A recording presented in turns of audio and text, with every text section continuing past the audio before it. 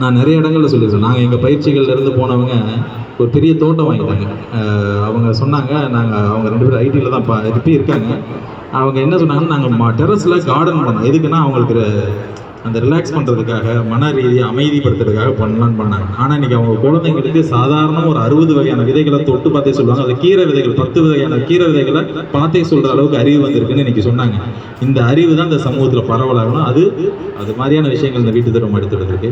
இப்போ இத்தனையான அந்த தளங்கள்லேருந்து அனுபவமாக பயணிச்சுட்டு இருக்கிறோம் எல்லோரும் இருக்காங்க. உங்கள் கேள்விகள் தான் முக்கியம். ஏன்னா இந்த கூட்டம் ஏன் நடக்குதுன்னா எல்லாரும் ஏன்னு கேள்வி கேட்க வைக்கிறதுக்கு தான் நடக்குது. நம்மாழ்வார் தான் சொல்லுவார், எப்பயுமே ஏன்ற கேள்வியை நீ விட்டுட்டீங்கன்னா நீ அடிமையாகவே வாழணும், ஏன்ற கேள்வியை கையை பிடிச்சிக்கோ அப்படின்னு சொல்லி அவர் தொடங்குற எல்லா நிகழ்ச்சியிலையும் ஏன்ற கேள்வியை வச்சு தான் ஆரம்பிப்பார். அப்படி தான் இன்றைக்கி அந்த ஏன்னு கேட்க ஆரம்பித்த ஆளுங்க தான் இன்றைக்கி கொஞ்சம் முன்னாடி வேலை செஞ்சுட்டு இருக்காங்க. நம்ம எல்லாரும் சேர்ந்து ஏன்னு கேட்க வேண்டிய கட்டாயம், காலா நெருக்கடி இன்றைக்கி இருக்குது. இது மாதிரி நிறைய பிரச்சனை ஒரு தளத்தில் தான் பிரச்சனையை சரி பண்ணியிருக்கிறோம்.